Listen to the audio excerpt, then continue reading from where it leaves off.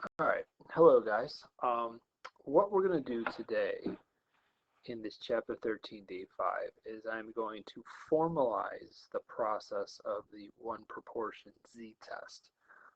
Prior to this, you should have watched the two Edpuzzle videos that introduce you to the one proportion z-test. So I'm going to kind of go through this a little bit quicker, and I'm going to talk about some things that have already been mentioned in those previous two videos.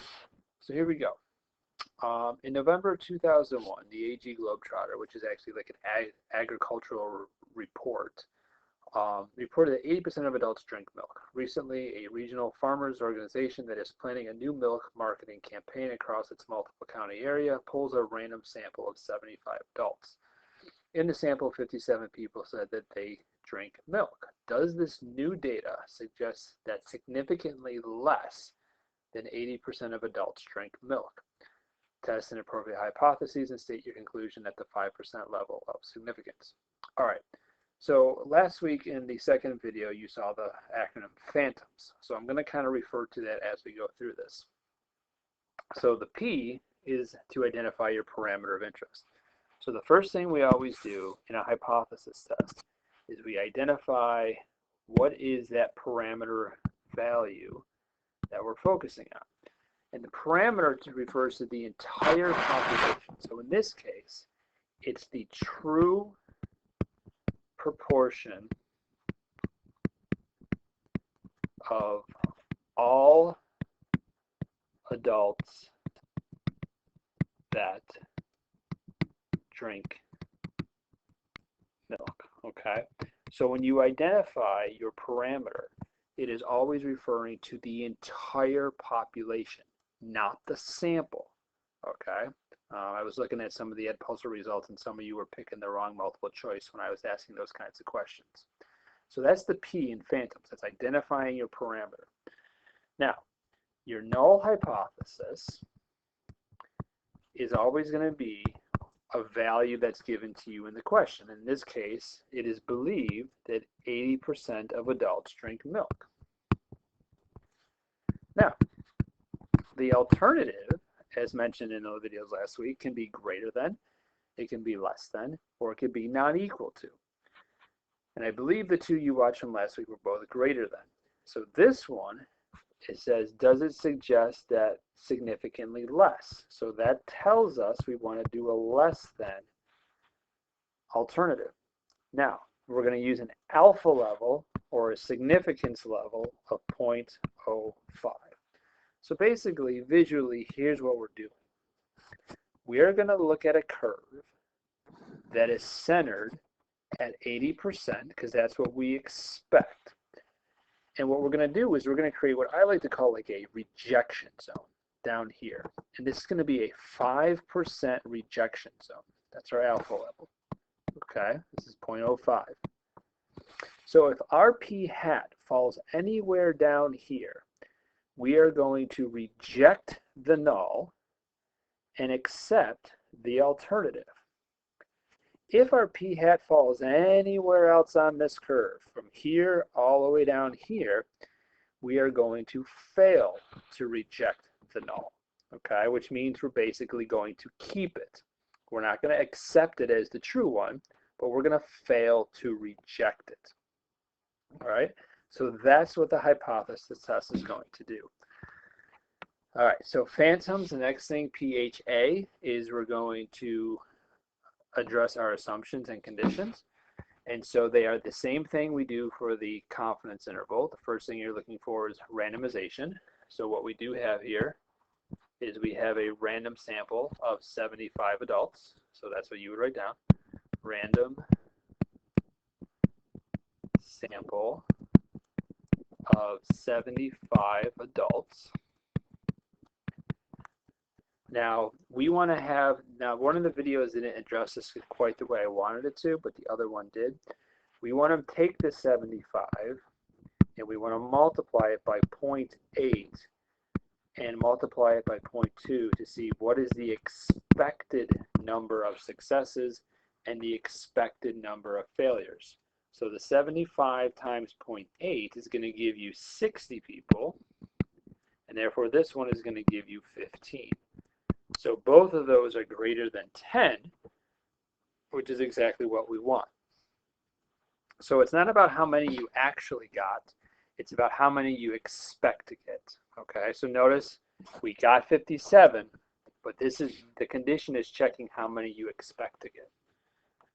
All right, and then we can assume that the 75 is less than 10% of all milk drinkers, or all, not just milk drinkers, all adults. Sorry about that one. And then we can assume drinking milk is independent. I had two ideas in my head at once there, sorry. All right, so those are the conditions. We have to address the idea of a random sample. We got to make sure we have the expectation of at least 10 successes and 10 failures. And then we want to make sure that we can assume that each person is independent. And then so the test name is a one proportion Z test. Okay, so that's the P parameter, H is the hypotheses, A is the assumptions and conditions, and N is the test name. Okay, now the next part, I just like to call it the mechanics. This is where I kind of deviate from the whole phantoms acronyms. I just call it kind of the mathematics. So here's what we have. We are expecting to get 80%. Okay, that's the center of our curve. The standard deviation is the square root of P times Q over N. Okay, now this is the exact same mathematics we did back in chapter 12. It's the exact same thing. You should recognize what we're doing right now because we already did this before. So what we're saying is my sample of 75 may not give me exactly 0.8, even if that is the true proportion. So I need to have a reasonable amount of variation. So the standard deviation for this particular sample size is 0.0462. Now, our p hat, so notice this is the first time I'm actually calculating p hat, is 57 out of 75. 57 out of 75, which is 57 out of 75. That's going to give you 76%. Okay? So we can see that we are 4 percentage points below what is expected. All right? So we can see that we're not quite one standard deviation below. So how many standard deviations are we? Well, the z-score, or in this case, referred to as the test statistic, okay? So a z-score in a hypothesis test is referred to as a test statistic. A z-score in a confidence interval is referred to as the critical value. So it's still a z-score, but depending on the context of where you're using it, they get special names. So a z-score in a confidence interval is called a critical value. A z-score in a hypothesis test is called a test statistic. So this is your p hat minus the value that is believed to be true divided by the standard deviation based upon the sample size. So our z-score is 0.76 minus 0.8 divided by 0.0462, which is about negative 0.8658. All right. So on our curve, we're not even one standard deviation below the mean. So if I were to look at, see, one standard deviation there, so we're right about here. So we can see that we're probably not going to be in that rejection zone. So what's our p-value? What's our probability value? So the p-value is going to be normal CDF. Now, because it's less than, we're going to go out to negative 99. So we're going to go from negative 99999 to to negative 0.8658. And that calculation is going to give us our p-value, our probability value.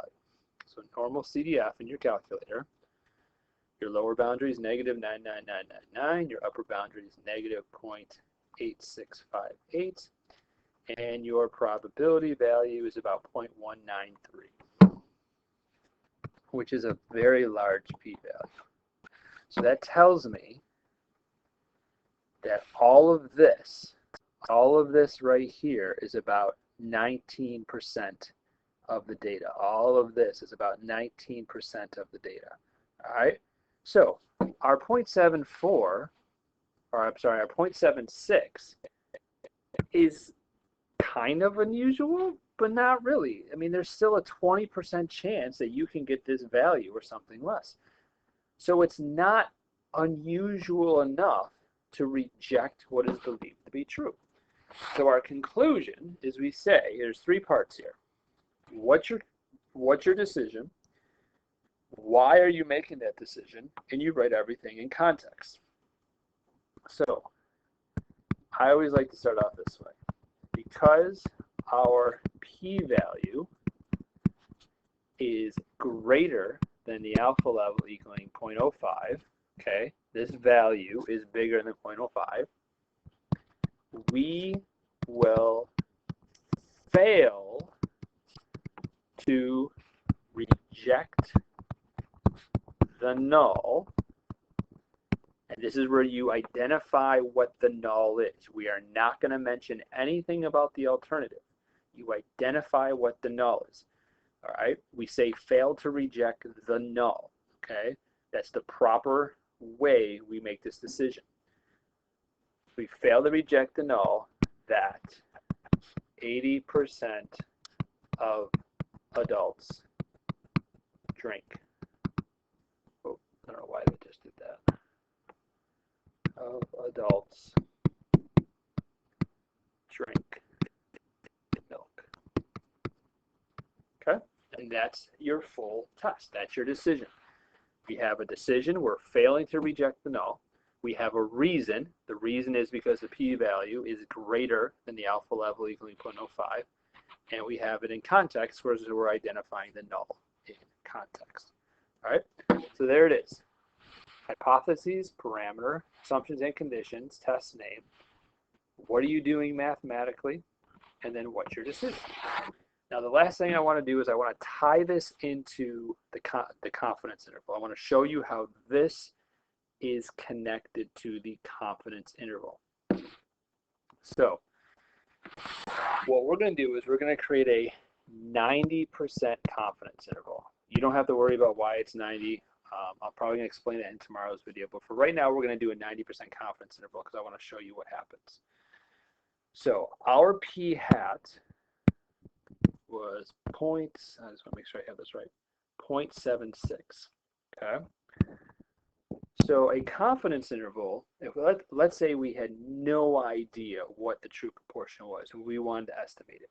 Well, our sample size of 75 gave us a p hat of 0.76. So here's what we know. 0.76 is going to be the center of our interval. The margin of error is the critical value for 90, which you should know is 1.645 multiplied by the square root. Now this is where you got to be careful. P hat times Q hat over N.